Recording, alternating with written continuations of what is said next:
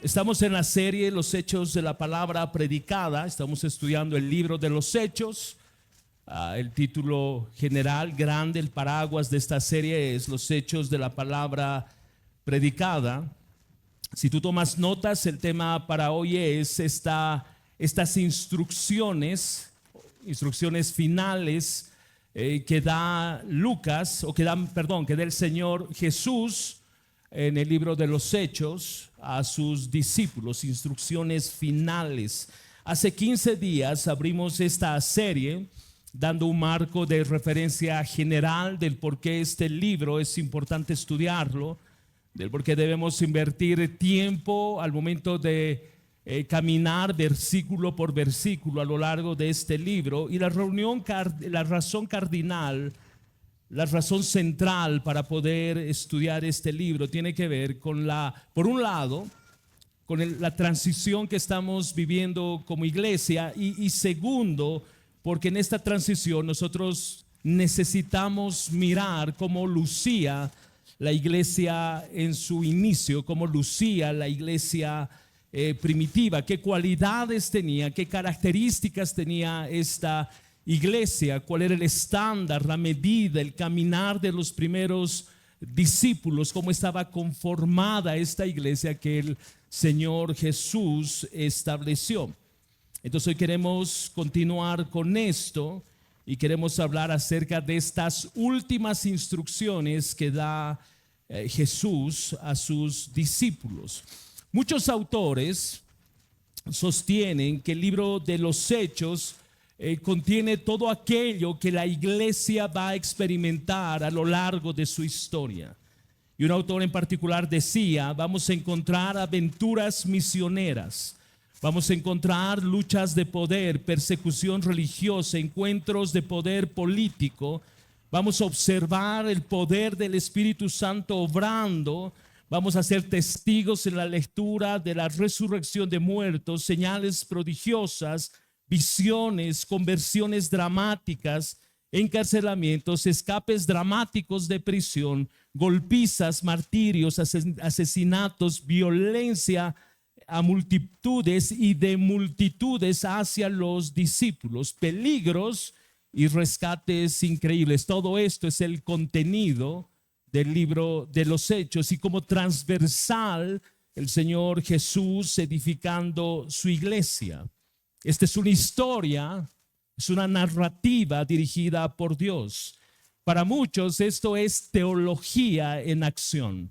Lo que uno observa en el libro de los Hechos es teología en acción.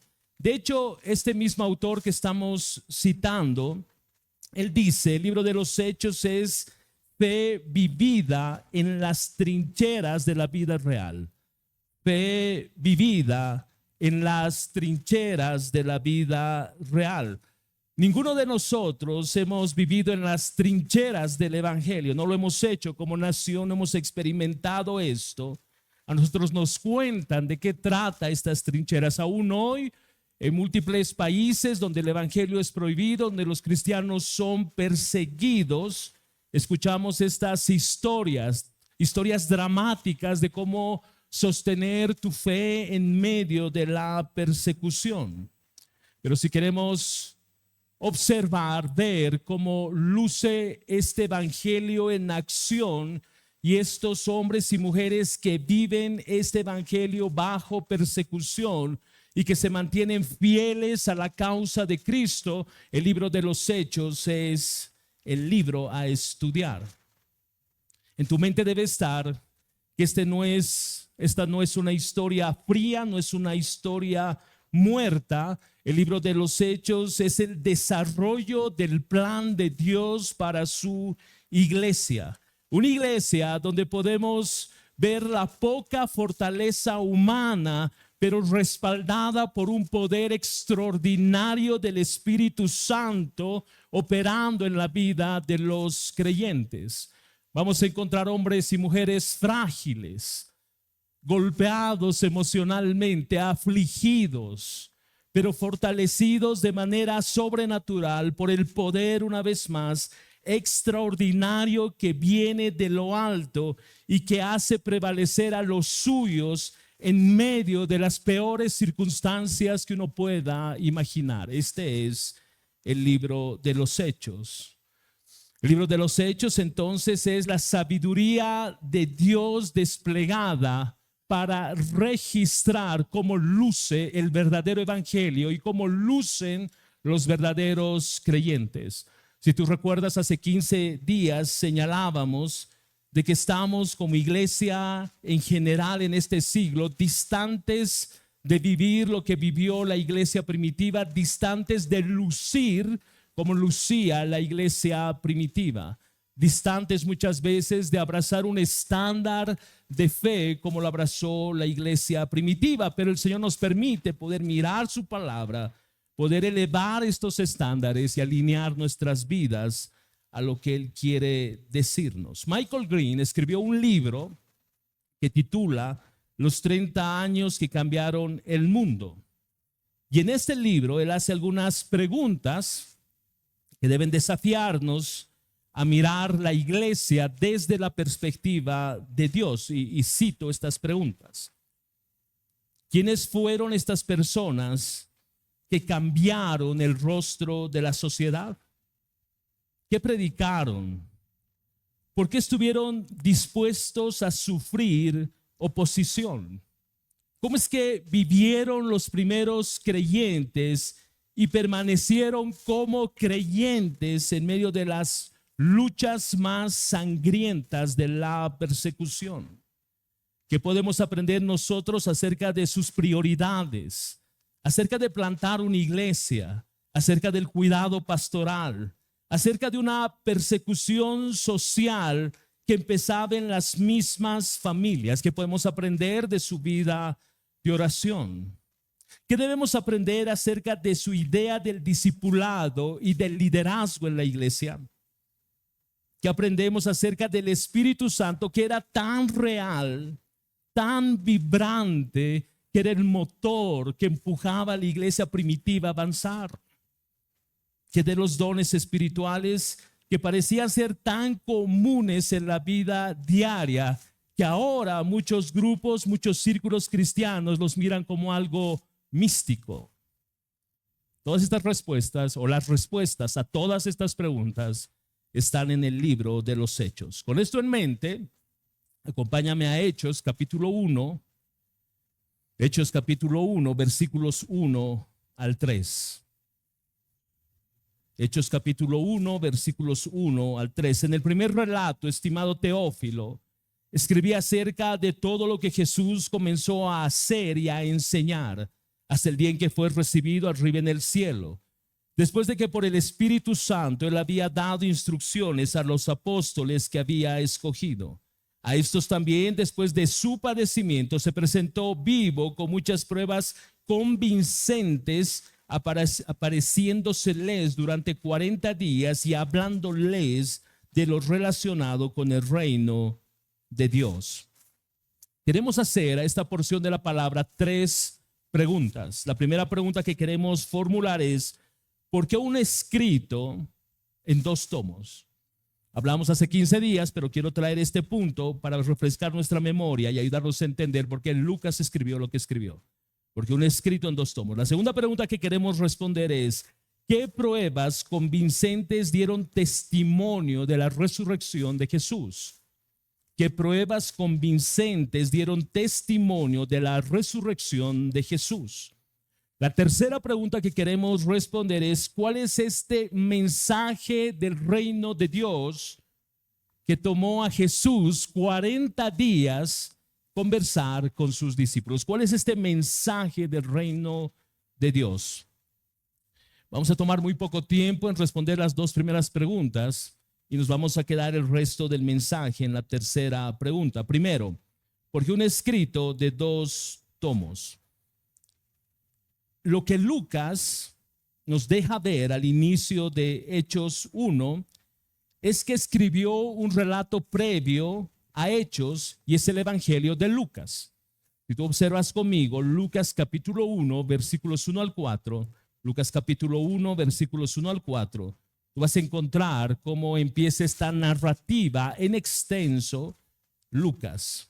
por cuanto muchos han tratado de poner en orden y escribir una historia de las cosas que entre nosotros son muy ciertas, tal como nos la dieron a conocer los que desde el principio fueron testigos oculares y ministros de la palabra. También a mí me ha parecido conveniente, después de haberlo investigado todo con diligencia desde el principio, escribírtelas ordenadamente, excelentísimo Teófilo, para que sepas la verdad precisa acerca de las cosas que te han sido enseñadas. Nota cómo Lucas dedica su primer relato, el Evangelio de Lucas, o su primer volumen, al excelentísimo Teófilo. Muchos piensan que este era un hombre de autoridad dentro del Imperio Romano, por el título que usa Lucas para referirse a Teófilo. De esto hemos hablado hace 15 días. Pero luego de esta narrativa del Evangelio de Lucas, donde Lucas habla acerca de lo que Jesús comenzó a hacer y a enseñar hasta el día en que fue recibido arriba. Y esto es lo que señala Hechos capítulo 1, versículo 1. Entonces, tú tienes una sola narrativa de Lucas. En su evangelio, él habla de todo lo que Jesús comenzó a hacer y a enseñar. Él habla de este Jesús encarnado, de este Jesús que era visible, que podían tocarlo, que podían conversar con él. Este es el primer relato, el evangelio de Lucas, pero Lucas no se detiene en ese punto y es Hechos la continuación de esta narrativa bíblica que empieza con su evangelio. Debemos recordar algo que entiendo lo saben, pero permíteme traer a tu memoria, es que los capítulos y los versículos no son inspiración divina, ¿no es cierto? En los manuscritos originales tú no encuentras capítulos, no encuentras versículos, no encuentras los títulos que tiene tu Biblia. Esto no existe en los textos originales. Es una narrativa completa, es una historia completa. Las cartas de Pablo son eso, son cartas. Tú a tu carta no le pones capítulo 1, versículo 1, querido pastor Eric. Versículo 2, ya tengo tu regalo para Navidad. Versículo 3, tú no haces esto. Una carta es una narrativa en extenso. Y eso es lo que está haciendo Lucas en esta porción, en este su escrito. Él empieza en el Evangelio de Lucas, narra todas las cosas que Jesús habló, lo que Jesús enseñó, lo que Jesús hizo, y continúa con su narrativa por el libro de los Hechos. Es un solo escrito que en los años, recuerden, el tercer siglo, fue dividido en 2 tomos. Esto es todo lo que necesitamos saber en este punto, con un panorama general. Segunda pregunta: ¿qué pruebas convincentes dieron testimonio de la resurrección de Jesús? ¿Qué pruebas convincentes dieron testimonio de la resurrección de Jesús? Observa lo que dice el versículo 3. A estos también, después de su padecimiento, se presentó vivo con muchas pruebas convincentes, apareciéndoseles durante 40 días y hablándoles de lo relacionado con el reino de Dios. Lo que está haciendo Lucas en el Evangelio de Lucas es narrar hasta la muerte de Jesús. Jesús está enterrado, está en el sepulcro. Jesús ahora, al final de la narrativa de Lucas, de este primer tomo, y al inicio de la narrativa del segundo tomo, en esa transición es que Lucas señala, después de su padecimiento, él murió, pero él resucitó. Y lo que narra entonces Lucas es estas pruebas convincentes de que Jesús había resucitado. Es como que el texto quiere señalar que era necesario dar pruebas y pruebas convincentes, como dice el texto, a sus discípulos de que se había cumplido lo dicho por Jesús, que sería 3 días en el sepulcro y que luego él resucitaría.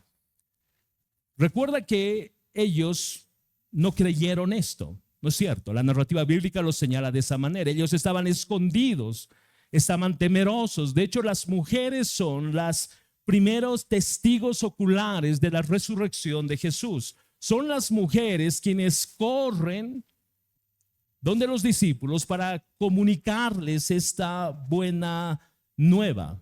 Entonces, para Jesús, era de suma importancia, de vital importancia, que los discípulos tengan una convicción y certeza plena de que Él había resucitado. Y en esos 40 días que señala Lucas, Jesús hace dos cosas. Se aparece a los discípulos con múltiples pruebas, dando evidencia y testimonio de su resurrección, pero lo otro que hace es empezar a hablarles, terminar la instrucción acerca de lo que significa el reino de Dios. Permíteme darte los 10 momentos en los que Jesús da pruebas de su resurrección en el relato del Evangelio de Lucas, como precediendo a lo que iba a mencionar en el libro de los Hechos, y señalando Pablo luego más adelante en 1 Corintios. Primer escenario: las mujeres en la tumba observan que esta tumba estaba vacía y ellas reciben la instrucción o lo anunciado de que Jesús había resucitado. Segundo, Jesús se aparece a María Magdalena, Marcos 16:9. Los dos hombres camino a Emaús son encontrados, interceptados, como tú quieras llamar, por Jesús, y Jesús dando testimonio y evidencia que Él había resucitado. Jesús no era un fantasma. Recuerda que en todos estos encuentros Jesús hablaba con ellos, Jesús les tocaba, Jesús comía con ellos, pero Jesús también desaparecía. A veces Jesús no tocaba la puerta. Él simplemente entraba atravesando la puerta, dio un testimonio de su resurrección, pero no cualquier resurrección, una resurrección gloriosa, una resurrección donde su cuerpo fue transformado en un cuerpo glorioso. Pero Él dio testimonio de su resurrección. Cuarto, Jesús se aparece a Pedro en Jerusalén. Quinto, Jesús se aparece a sus 10 discípulos, Lucas 24:36. Luego se aparece a 11 discípulos, Juan 11:20-24. Luego tenía un grupo de discípulos, 7 discípulos que estaban pescando en Galilea, Juan 21, y Jesús se les aparece. Noveno, se aparece a 500 personas, muy probablemente en Galilea. Esto cita Pablo en 1 Corintios 15:6. Luego se aparece a Jacobo, el hermano del Señor, en 1 Corintios 15:7, citado esta referencia. Entonces Jesús, durante estos 40 días, se aparece de manera sobrenatural en 10 momentos a los suyos, y en un momento en particular a 500 personas. Jesús necesitaba que sus discípulos tengan plena certeza y convicción que Él había resucitado. ¿Por qué? Porque de esto dependía la proclamación del Evangelio. La centralidad de la predicación del Evangelio es Cristo vivo, pero Cristo murió pagando por nuestros pecados, pero este Cristo resucitó. Este es el sentido del mensaje del Evangelio. De hecho, Pablo dice: si Cristo no hubiese resucitado, vana sería nuestra fe.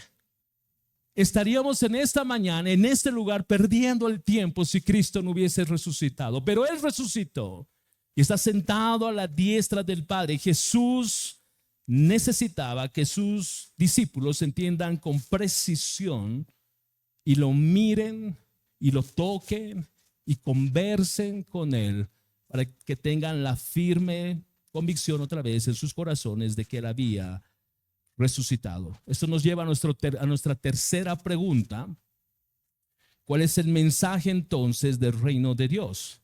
Porque recuerda, en estos 40 días Él dio pruebas, dio evidencias de que Él había resucitado, pero también durante estos 40 días, dice el versículo 3 del capítulo 1 de Hechos, la segunda parte, apareciéndoseles durante 40 días y hablándoles de lo relacionado con el reino de Dios.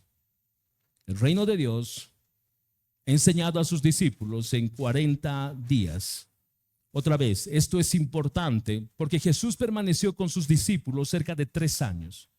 Compartió con ellos, vivió con ellos, caminó con ellos. Sus discípulos fueron testigos oculares, tangibles, absolutamente de todo lo que Jesús había dicho, había enseñado, absolutamente de todo. Pero ahora Jesús está a poco de partir a su reino. de ascender a los cielos. Y tenía un grupo de discípulos temerosos, con dudas. Y Jesús necesitaba poner claridad en sus mentes y sus corazones de algo que para Jesús es monumentalmente importante, y es su reino.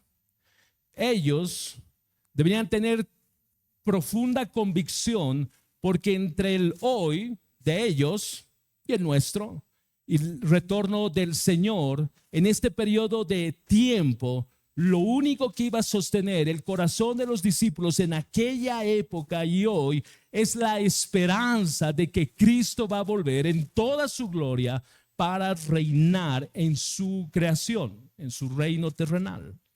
Esto era lo que iba a sostener el corazón de los discípulos.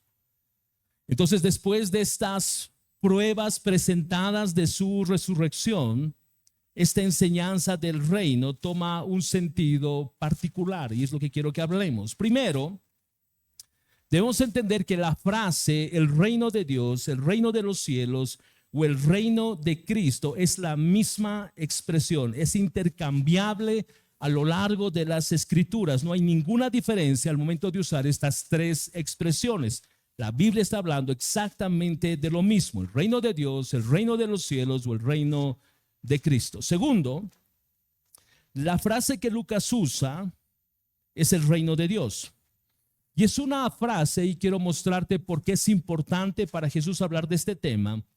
Es una frase que aparece 4 veces en Mateo, 14 veces en Marcos, 2 veces en el Evangelio de Juan. En el Evangelio de Lucas aparece 32 veces, 6 veces en el libro de los Hechos. Entonces, como que Lucas habla 38 veces del reino de Dios, 8 veces en las cartas de Pablo y 1 vez en Apocalipsis. Entonces, notas, porque es importante que Jesús deje muy claro lo que significa el reino de Dios.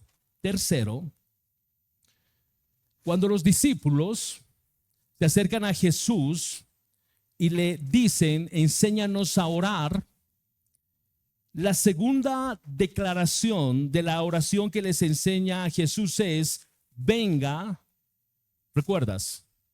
A nosotros tu reino. Esta es la segunda expresión o la segunda declaración de la oración que enseña Jesús a sus discípulos: venga a nosotros tu reino. Parecería que esa petición es algo completamente futuro. ¿No es cierto? Cuando tú lees esa narrativa, parecería que es algo hacia el futuro. Venga a nosotros tu reino, anhelamos que tu reino sea establecida. Pero cuando examinamos las escrituras, podemos observar que el reino de Dios es una realidad futura, pero también es una realidad presente. Repito, el reino de Dios sí es una realidad futura, pero el reino de Dios también es una realidad presente. Y esto es lo que Jesús habló con sus discípulos a lo largo de 40 días. La realidad de que hay esperanza, de que este reino futuro se va a establecer. Pero la realidad también de que este reino, el reino de Dios, está siendo establecido. Este reino es presente y este reino también es futuro. Déjame revisamos esto. Lucas capítulo 11, versículos 14 y 15, y luego vamos a saltar al versículo 20. Luego tú puedes leer todo el texto. Lucas capítulo 11, versículos 14 y 15, y luego vamos al versículo 20. Dice la palabra: Jesús estaba echando fuera a un demonio que era mudo, y cuando el demonio salió, el mudo habló. Y las multitudes se maravillaron. Pero algunos de ellos dijeron: él echa fuera los demonios por Belzebú, príncipe de los demonios. Versículo 20. Jesús respondiendo: pero si yo por el dedo de Dios echo fuera los demonios, entonces el reino de Dios ha llegado a ustedes. El reino de Dios ha llegado a ustedes. El reino de Dios es una realidad presente. Observa cómo traduce la Nueva Traducción Viviente este versículo 20. Sin embargo, Si yo expulso a los demonios por el poder de Dios, entonces el reino de Dios ha llegado y está entre ustedes. El problema del pueblo judío es que sí esperaban un rey, pero esperaban un rey con ejércitos, con espadas, que los libere del dominio romano. ¿No es cierto? Es lo que esperaban los judíos. Esperaban un libertador. Y cuando lo ven a Jesús, ¿qué puede salir de la ciudad donde él nació? Qué bueno puede salir de esta ciudad. Es hijo de un carpintero. No lo vieron como rey. Pero lo que no se dieron cuenta es que el rey se encarnó. El rey se hizo hombre.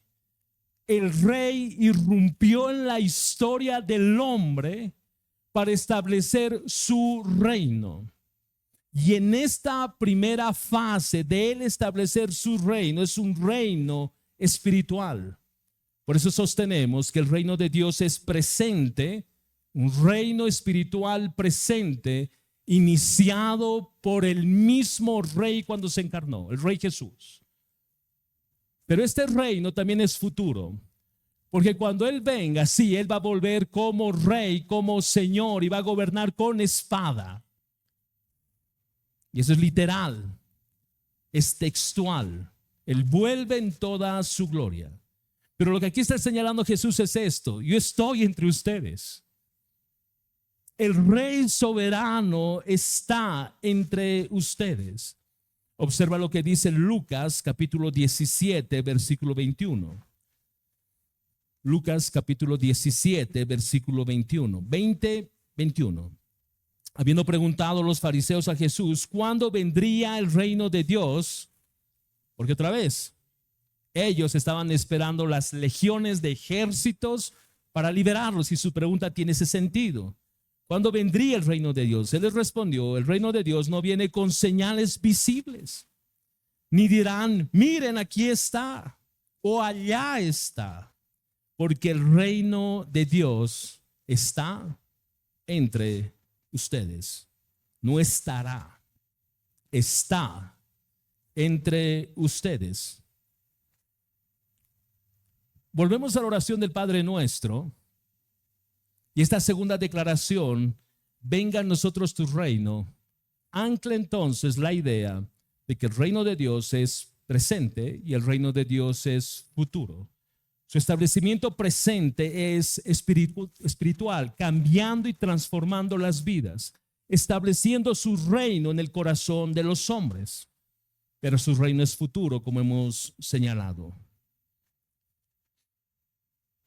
Observa la segunda parte de lo que Jesús está enseñando a sus discípulos cuando ellos le piden que le enseñen a orar.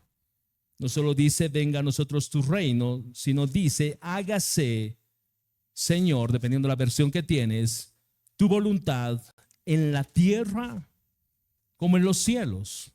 Muchos autores coinciden en que esta idea de Jesús, de que se haga su voluntad en la tierra como en los cielos, es que la voluntad de Dios no está siendo hecha plenamente en la tierra.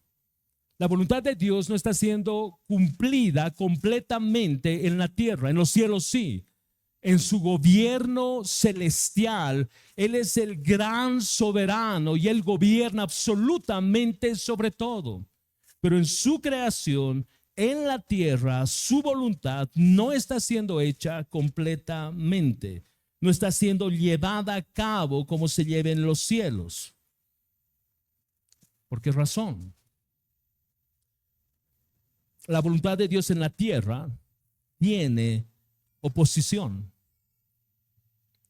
La voluntad de Dios en la tierra tiene oposición. ¿Y saben por quién? Por el reino de las tinieblas. El reino de las tinieblas se opone al reino de Dios. Pero muchas veces también tiene oposición aún de los creyentes. Eso explica, yo creo, en gran medida por qué nosotros, o muchos de nosotros, estamos como estamos. Entonces, este reino de Dios sufre oposición en el mundo por el reino de las tinieblas. Lo triste, vuelvo a señalar, es que aún los hijos de Dios hacen oposición al reino de Dios. Me explico con un ejemplo breve y más adelante vamos a desarrollarlo un poco más. Él nos dice, vayan y hagan discípulos. ¿Estamos de acuerdo? Esa es la instrucción del rey para su pueblo. Pero su pueblo le dice, no tengo tiempo. Eso no es para mí. Yo no tengo el llamado. Estoy ocupado. No puedo, no sé. El mismo pueblo de Dios en muchos sentidos hace oposición al reino de Dios. Entendemos entonces que la realidad física futura del reino de Dios todavía no está aquí, pero la realidad espiritual ya está entre nosotros, en el corazón del creyente, en tu corazón si eres creyente. Recuerda, antes en tu corazón y en el mío reinaba el pecado, ¿no es cierto? Sí, no te niegues, sí, en tu corazón, en el mío, antes de llegar al Señor reinaba el pecado. Escucha, pertenecíamos a otro reino. Nuestro rey era otro. Vivíamos subordinados a los caprichos de este rey. Pero Cristo nos liberó. Nos pasó de un reino de tinieblas a un reino de su luz admirable. Él reina en nuestros corazones. Él es nuestro rey, Él es nuestro Señor. Vivimos para la gloria de nuestro rey. Debería ser así. Debería ser así. Un creyente no puede estar moviéndose entre dos reinos, tratando de contentar a dos reyes, satisfacer los placeres y las demandas de los estándares de este reino de las tinieblas y tratar de contentar y satisfacer al rey soberano, Señor Jesús. Es imposible. Entonces el reino de los cielos es un reino que se abre paso en medio de una lucha contra el pecado. Se abre paso en medio de huestes espirituales de maldad que hacen guerra, escucha, contra el evangelio. Hay una oposición para que el evangelio no corra. Hay una oposición para que el reino de Dios no se extienda. Hay oposición.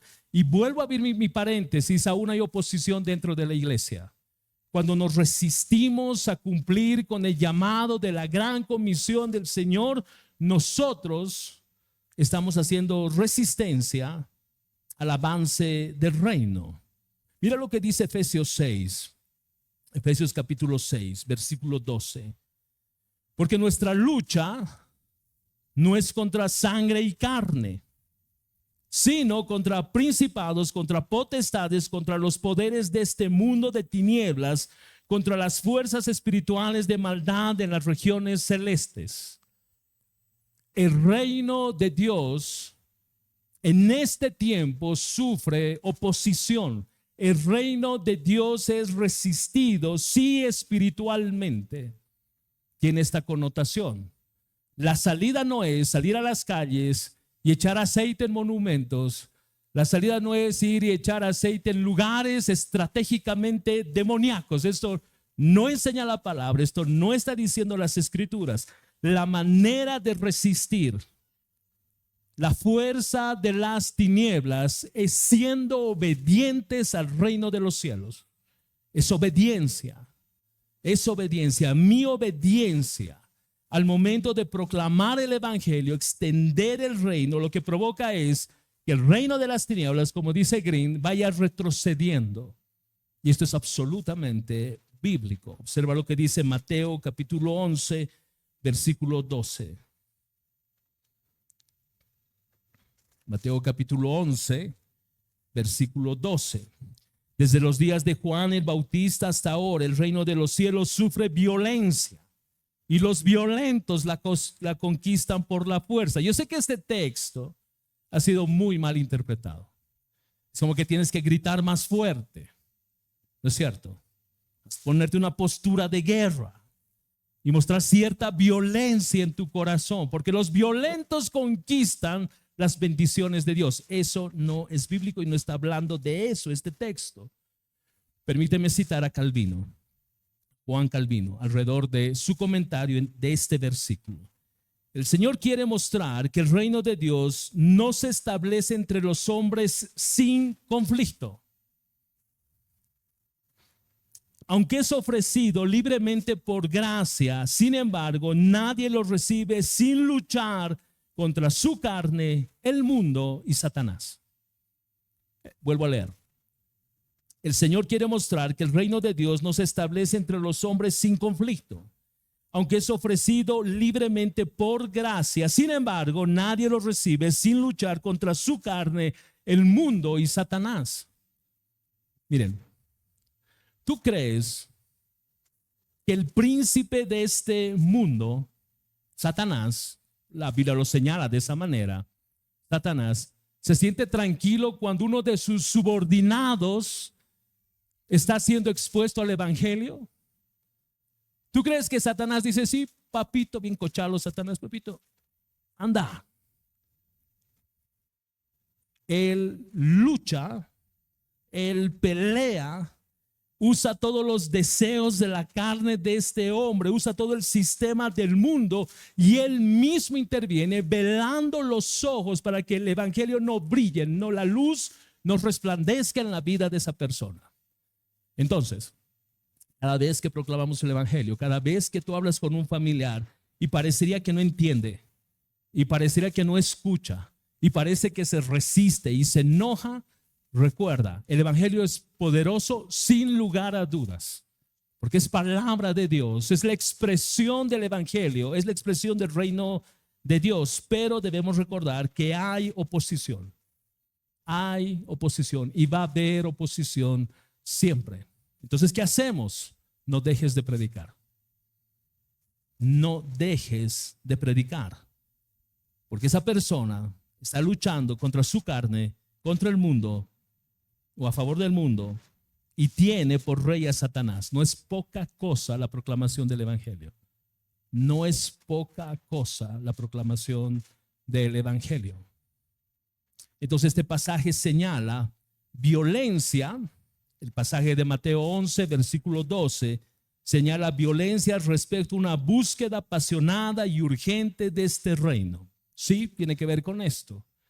Hay un deseo profundo, apasionado, urgente por vivir en armonía con este reino. Ese es el sentido de esta palabra violenta. Pero el otro sentido, y haciendo una vez más eco a lo que Calvino decía, es violencia respecto a una oposición hostil. Es violencia respecto a una oposición hostil. Yo les decía al inicio que nosotros no tenemos mucha idea de lo que es estar en las trincheras, en medio de una lucha no solo espiritual, sino también física. Yo he tenido a lo largo de muchos años amigos y de manera particular a alguien en México, en una ciudad, en una población en particular, donde cada cierto tiempo entraban y quemaban la iglesia. Y ellos huían y luego volvían a edificar. Después de un tiempo venía este grupo, quemaba la iglesia, huían, ellos volvían a edificar. Es la historia de esa iglesia. Porque hay oposición. Porque Satanás sabe que sus días están contados. Porque Satanás sabe que ha sido vencido en la cruz del Calvario. Este no es una lucha de reinos para ver quién tiene más fuerza. No, Jesús es el Rey poderoso. Nadie está sobre él. Él es Señor soberano. Satanás fue vencido en la cruz del Calvario y él sabe que el día se acerca cuando él va a ser sentenciado por toda una eternidad en el infierno. Pero él, sabiendo esto, créeme, él quiere llevarse a muchos. El medio que Dios ha elegido para la salvación de estos muchos es la proclamación del evangelio. Y su evangelio salva a aquellos que él conoció. Mateo capítulo 3, versículo 2.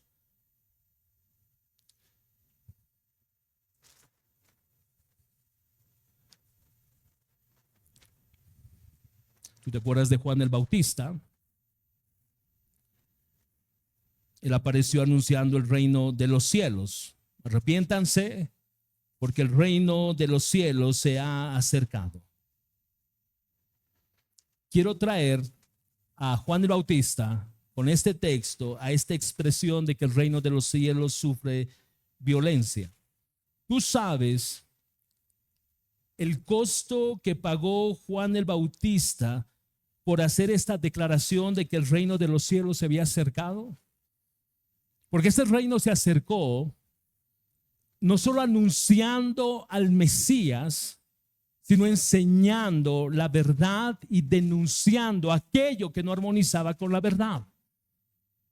Y al final, por él denunciar algo que no armonizaba con la verdad, como un escenario de adulterio, su cabeza es puesta en una bandeja de plata. Su cabeza es puesta en una bandeja de plata. La causa, la proclamación de que el reino de los cielos se ha acercado. Esto es vivir en las trincheras. Tú y yo no sabemos eso. Nosotros nos hiere que nos saquen de un grupo de WhatsApp. Hay depresión. No, eso no es. Que tus amigos que no son creyentes, que ya no te inviten a una fiesta, te deprime. Porque tú prefieres decirles no a que te saquen del grupo. Tú no sabes lo que es vivir en trincheras. Yo no sé lo que es vivir en trincheras. Pero estos ejemplos de las Escrituras son para nuestra enseñanza e instrucción. El reino de Dios ha sido establecido. Espiritualmente ha sido establecido. Observa un texto más conmigo. Marcos capítulo 14, versículo 25. Marcos capítulo 14, versículo 25. En verdad les digo que ya no beberé más del fruto de la vida hasta aquel día cuando la beba nuevo en el reino de Dios. Una vez más. En verdad les digo que ya no beberé más del fruto de la vida hasta aquel día cuando lo beba nuevo en el reino de Dios. Yo creo que esta expresión de Marcos es extraordinaria respecto a lo que está sucediendo en la narrativa de Lucas en el libro de los Hechos. ¿Saben por qué? Porque lo que Jesús está estableciendo acá es, miren, yo caminé con ustedes cerca de 3 años, tuvimos comunión, pero no va a ser así de aquí en adelante. Pero no los deja sin esperanza. Es como que Jesús estuviese diciendo, ya no voy a caminar con ustedes, ya no voy a comer con ustedes, ya no nos vamos a mirar físicamente, porque vuelvo a mi reino. Pero ustedes deben saber que voy a regresar.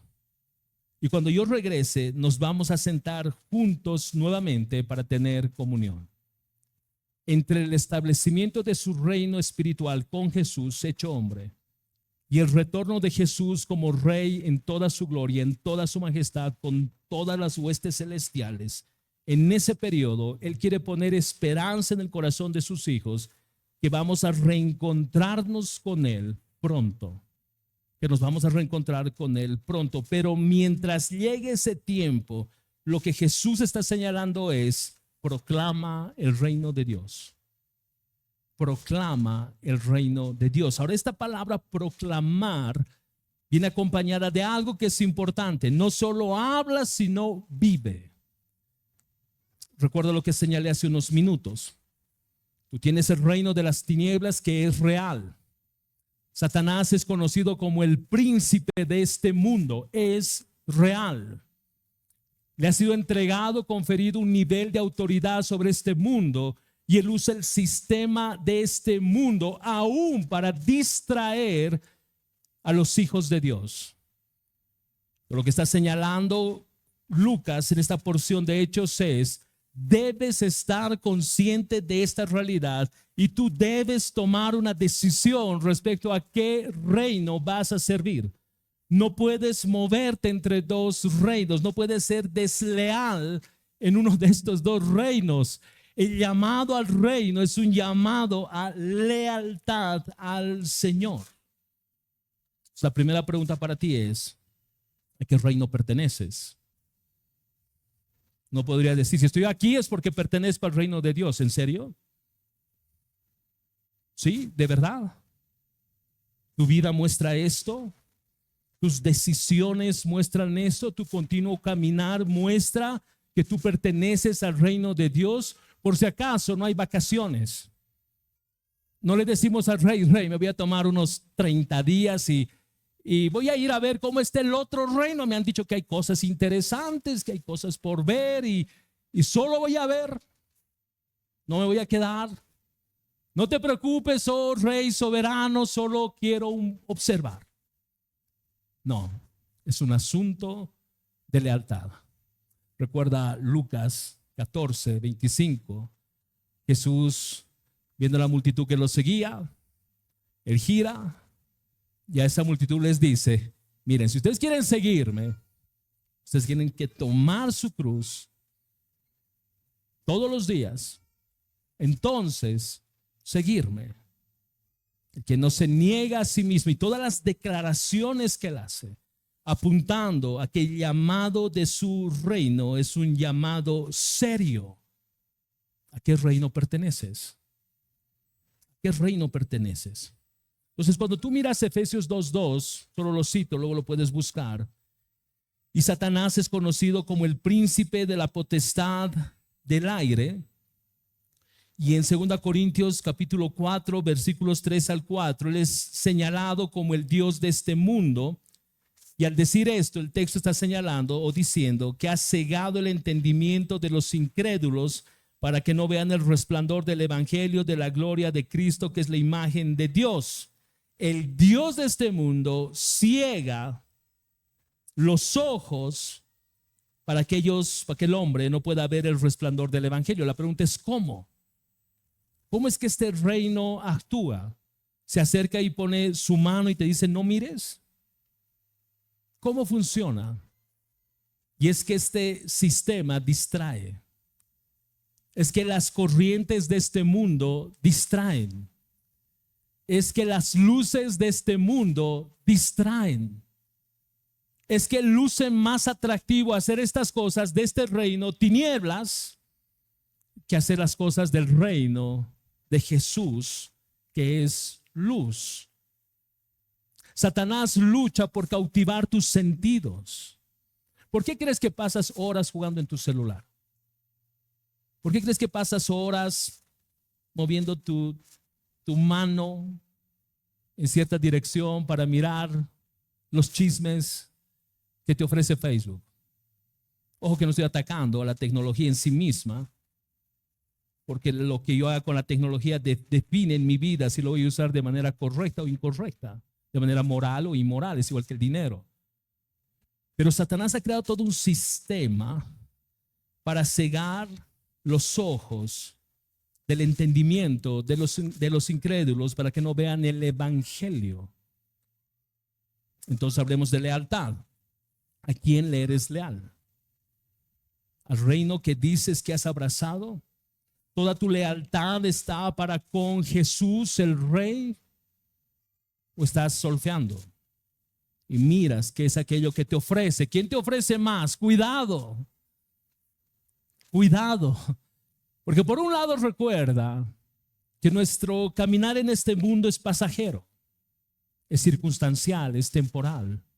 De hecho, Santiago enseña que, oye, como este grupo de hombres que iban a hacer negocios, dicen iremos, haremos negocios y luego retornaremos. Haremos mucho dinero y luego retornaremos. Y la palabra dice, no es mejor decir, si el Señor quiere, iremos, si el Señor quiere, haremos negocios, permítame ampliar la idea, si el Señor quiere, retornaremos. ¿No es la vida como una neblina que en un momento está y al siguiente ya no? Escuchen, jóvenes, ¿tú piensas que tienes toda la vida por delante? ¿Que tú eres arquitecto de tu destino? ¿Que en tu juventud tienes que disfrutar de las cosas que ofrece el sistema de este mundo? Tú no tienes tu vida comprada. Tú necesitas tomar una decisión que implica lealtad. Cerremos con 1 de Juan capítulo 2 versículo 8. 1 de Juan capítulo 2 versículo 8.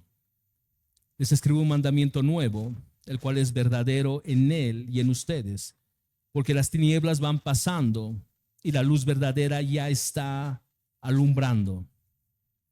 Escucha, iglesia, en la medida que el evangelio avanza, en la medida que el evangelio progresa, en esa misma medida las tinieblas se van replegando, van retrocediendo, porque el reino de Dios está siendo establecido. Ahora escucha, esto sucede donde tú te encuentres.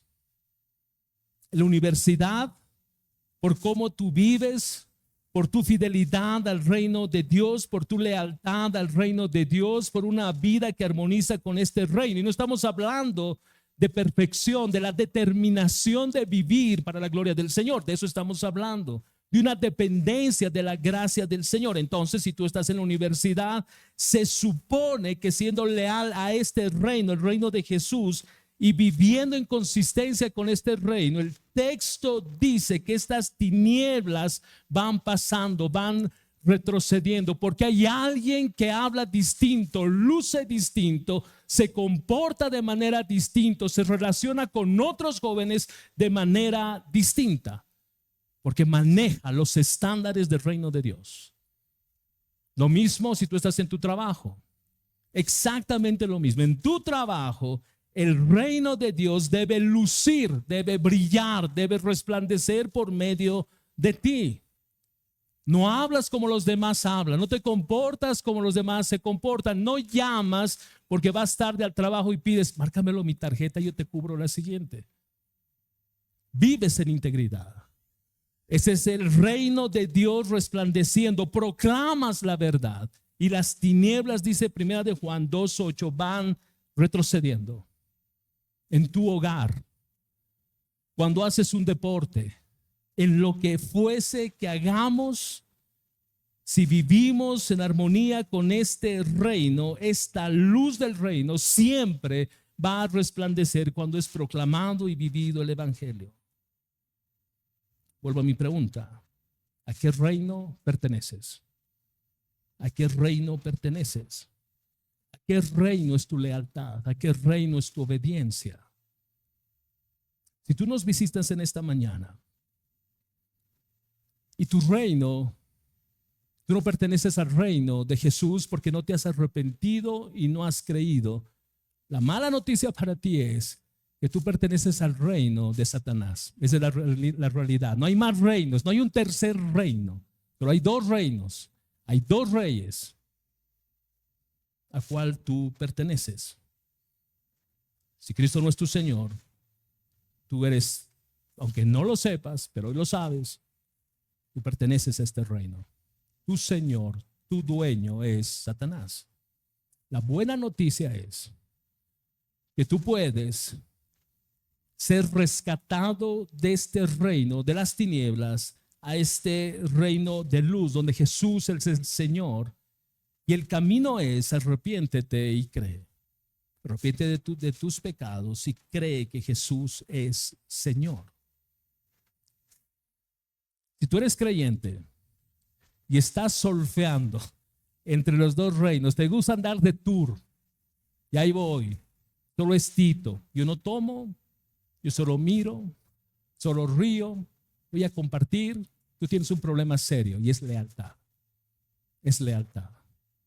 Define hoy a quién vas a seguir. Define hoy para quién es tu lealtad. Es así como arranca los Hechos de los Apóstoles. Jesús por 40 días diciéndoles a los discípulos, el reino es determinante para la proclamación y el avance del reino.